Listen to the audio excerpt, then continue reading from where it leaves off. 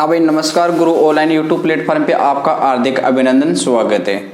मित्रों, अपनी बात चल रही थी क्या, अल्टरनेटर का फर्स्ट भाग हो गया था, सामान्य परिचय अल्टरनेटर का मैंने दे दिया था। आज बात करेंगे अल्टरनेटर के अंदर उत्पन्न विद्युत वाहक बल, विरोधी विद्युत वाहक बल के समीकरण, ईएमएफ समीकरण। अल्टरनेटर का ईएमएफ समीकरण है, 15 से 20 मिनट का अपना टॉपिक रहेगा और कई दिनों से क्लास भी इसके बीच में मैंने छोड़ रखी थी। संडे को अपन करेंगे जनरेटर के क्वेश्चन पेपर को हल करेंगे। तो चैनल को सब्सक्राइब करना, लाइक करना भैया ना। तो यहाँ से देखते हैं क्या जनरेटर है आप, सॉरी अल्टरनेटर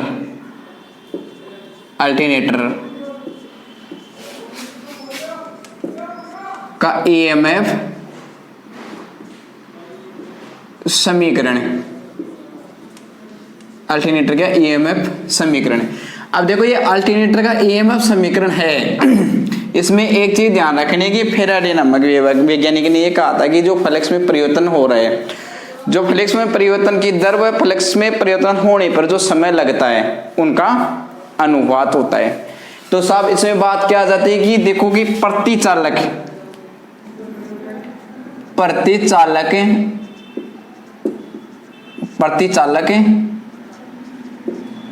प्रेरित बोल दो उत्पन्न ईएमएफ, भाई प्रत्येक चालक के अंदर ईएमएफ, तो यहां आ जाता है d∅/dt। क्या d∅/dt, ये बात आपके सामने यहां से निकल के आती है।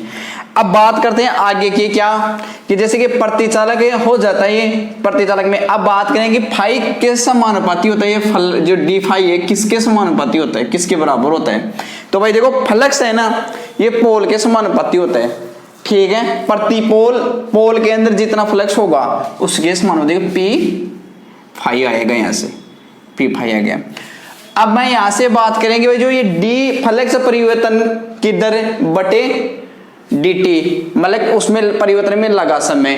तो साहब लगा कितना समय था, और ये समय के जो आपके संदर्भ में बात करें अपने, तो dt बराबर, अगर मैं यहां से बात करूं तो एक बात बताइए, जो आपकी चाल है, स्पीड ये आरपीएम में आती है ना, आरपीएम में आती है, ठीक है। तो आरपीएम में आती है तो मैं यहां से इसको इस हिसाब से लिख सकता हूं ना, 60/n। भाई 60 के अंदर चक्रों के गुणन गति का भाग दे सकते हैं ना भाई। 1 मिनट में 60 सेकंड होती है, और 1 मिनट में 60 सेकंड होती है, और एक मिनट में कितने गुणन कर रहे हैं, उसमें कितना टाइम लग रहा है। तो यहां से हो सकता नहीं है सीधा कि 60/n। भाई ये बात आपको समझ में आनी चाहिए कि अगर आपको समय इसका निकालना हो, समय देखना हो, तो आपका होता कि नहीं है। अब एक बात और बताइए, जो आपने n मैंने शुरू में बताया था, n निकालने के लिए क्या करोगे, f × 120/p, ठीक है। अगर मैं यहां से d∅/dt बराबर 60 को रहने देता हूं, अब इस n की जगह मैं ये सिस्टम यहां रखता हूं, तो क्या हो जाएगा, यहाँ ये p तो चला जाएगा ऊपर, ठीक है, और बाकी जो f × 120 आ जाएगा नीचे। लेकिन ये कट जाएगा, और भी कट के यहां से क्या हो जाएगा भाई, देखो ये होता है यहां से इस हिसाब से आ जाता है। तो आपका ये निकल के यहां से आ जाता है p/f/2f, ठीक है।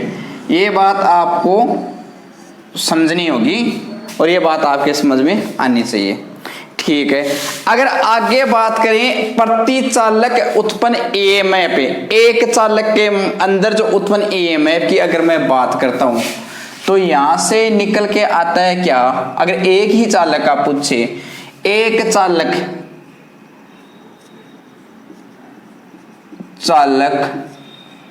ईएमएफ की अगर बात करें, तो अगर मैं प्रतिचालक उत्पन्न ईएमएफ d∅/dt, यहां तक की बात थी, तो भाई d∅/dt, तो फाई के जगह मैं ये लिख सकता हूं ना, p पोलों में उत्पन्न फ्लक्स। अब dt के संदर्भ में अगर बात करें, तो यहां से ये लिख सकता हूं क्या मैं, ये से यहाँ से उठा के dt की जगह, इसकी जगह भाई आपको पता होना चाहिए कि प्रति चालक उत्पन्न EMF हो रहा था ना, ये d∅/dt आ रहा था ना। तो अगर मैं यहाँ से देखूं कि सूत्र के आगे की बात करें, सूत्र को आगे बढ़ा के देखें तो एक चालक में उत्पन्न EMF, तो d∅ की जगह तो मैं ये लिख रहा हूँ, ठीक है। उसके बाद में dt की जगह अपन ये ले सकते हैं ना, ये डाटा यहाँ से उठा के ले सकते हैं ना। तो यहाँ से लेने के लिए क्या होगा, यहाँ इसमें है क्या P/2F, तो ये F तो चला 2F तो चला जाएगा ऊपर गुणे में और यह आ जाएगा भाग में। तो यहां से निकल के एक चीज और आ जाती है क्या, आपके P से तो P कट गया, ठीक है।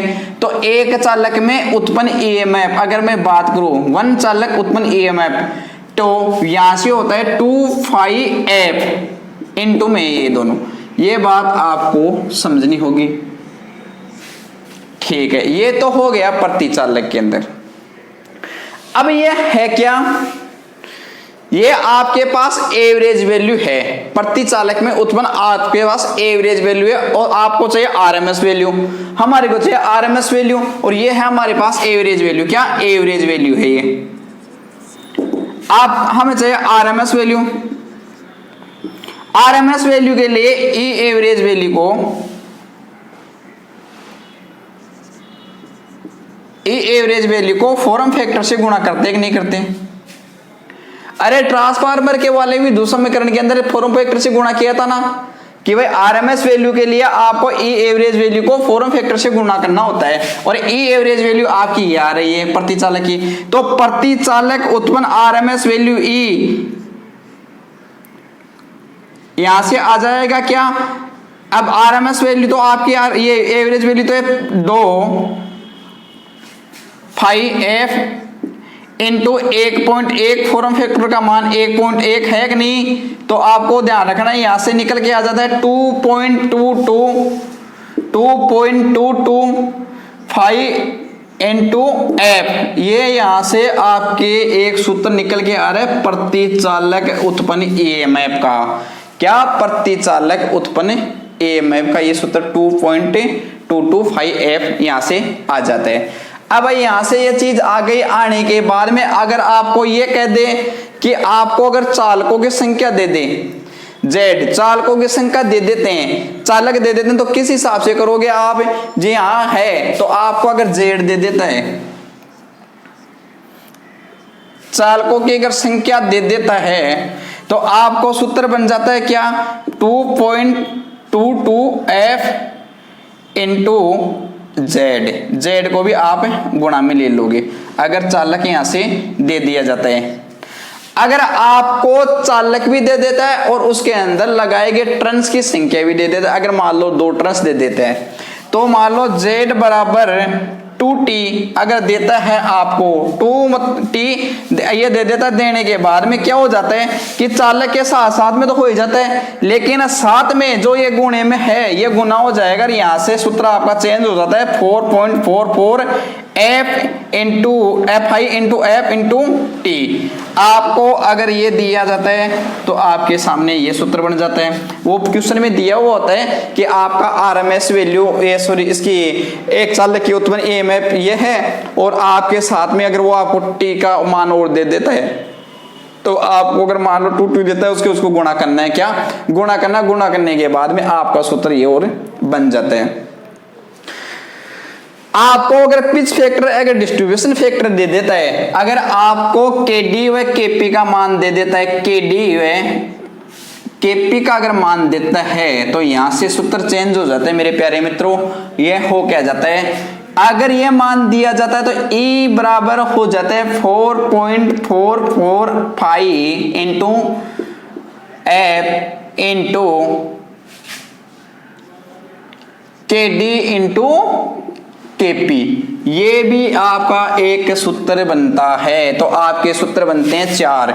एक चालक के अंदर Z की संख्या दी हो, टर्न साथ में दी हो Z के संदर्भ में, और साथ में आपको अगर K डिस्ट्रीब्यूशन फैक्टर और K इसका पिच फैक्टर का मान भी अगर दिया हो, तो आपका सूत्र हो जाता है, अगर डिस्ट्रीब्यूशन फैक्टर व पिच फैक्टर का मान दिया हो तो आपका सूत्र बन जाता है, उसके इंटू में ये भी आ जाते हैं क्या, तो आपका सूत्र बन जाता है E बराबर 4.445F into KD into KP।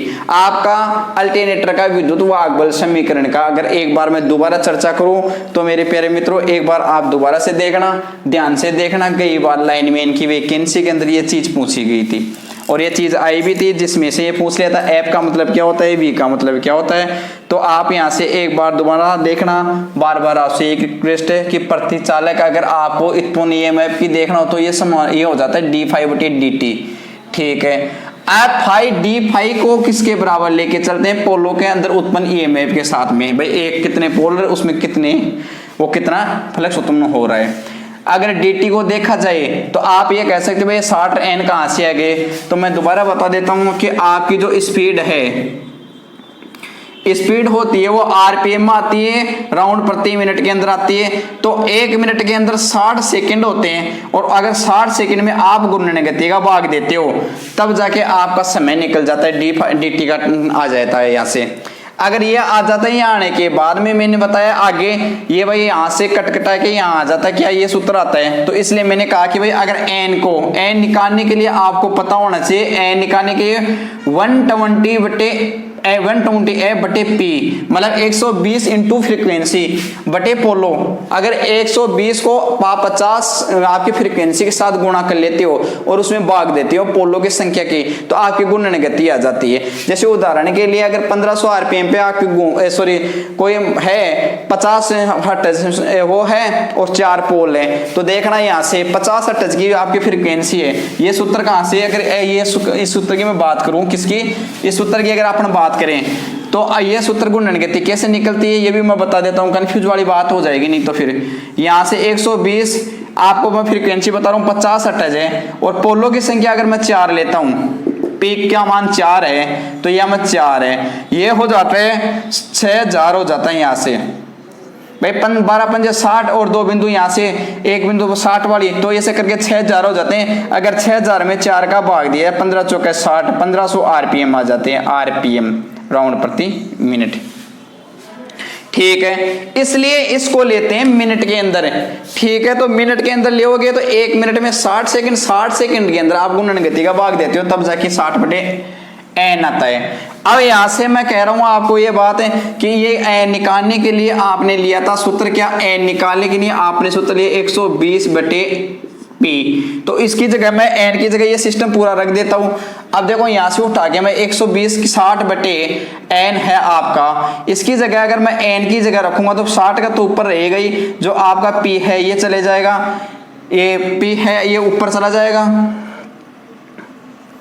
ऊपर चला जाएगा और बाकी जो आपकी 120 और ये फ्रीक्वेंसी है ये इसके भाग में आ जाएंगी, क्या भाग में आ जाएंगी। तो यहाँ से एक चीज निकल के आ जाती है 60 में 120 का, अगर 60 का भाग 120 में देते हैं, काटते हैं इसको तो वहां से आपका 2 प्राप्त हो जाते हैं। तो यहाँ से एक सूत्र मिल जाता है क्या आपको, KT dt का मतलब हो जाता है कि P/2F, P/2F। तो आपका देखो यहां से ये निकल गया। अब आगे बात करते हैं कि मैंने कहा कि भाई प्रतिचालक उत्पन्न EMF की अगर बात करें d∅/dt, d∅/dt, तो d∅ की जगह तो अगर मैं ये रखता हूं भाई d∅ की जगह मैंने कहा कि आपका जो d∅ है ये समानुपाती हो रहा था किसके, पोलों के अंदर उत्पन्न EMF के साथ में P और ये इसके अंदर उत्पन्न फ्लक्स हो जाता है। ठीक है, ये अगर यहां से बात कर लेते हैं, ये बात करने के बाद में अगर मैं d∅ की जगह इसको रख देता हूं क्या, फिर इसके बाद में अगर n की इसकी dt की जगह अगर आप रखोगे कौन सा सूत्र, ये वाला P/2F वाला, ये सूत्र यहां से रखते हो तो ये 2F तो ऊपर चला जाएगा, P नीचे जाएगा, P से P कट जाएगा, पोल से पोल कट गया, तो आपका ये एक एवरेज वैल्यू आ जाती है। एवरेज वैल्यू है, इसको ई एवरेज वैल्यू है। फिर मित्रों ये ध्यान रखना पूरी ई एवरेज वैल्यू है, इसको ज्यादा से ज्यादा आपको ध्यान रखना है। कई बार पेपर में आ जाता है ये और ये पूछ लेते हैं। पूछने के बाद में आपको चाहिए आरएमएस वैल्यू। आरएमएस वैल्यू के लिए मैंने कहा कि आरएमएस अगर ई आरएमएस वैल्यू आपको चाहिए, ई आरएमएस वैल्यू लाने के लिए आप क्या करते हैं, ई एवरेज वैल्यू को फॉर्म फैक्टर से गुणा करते हो और गुणा करने के बाद में फॉर्म फैक्टर का मान होता है जी 1.11। ये मान आपका फॉर्म फैक्टर का होता है। फिर बात करते हैं कि आरएमएस वैल्यू ज्ञात करने के लिए आप करते हैं उसको गुणा करने के बाद में आपका आ जाता है 2.225f। ये आपका प्रत्येक चालक में उत्पन्न आरएमएस वैल्यू का मान आपके सामने आ जाता है।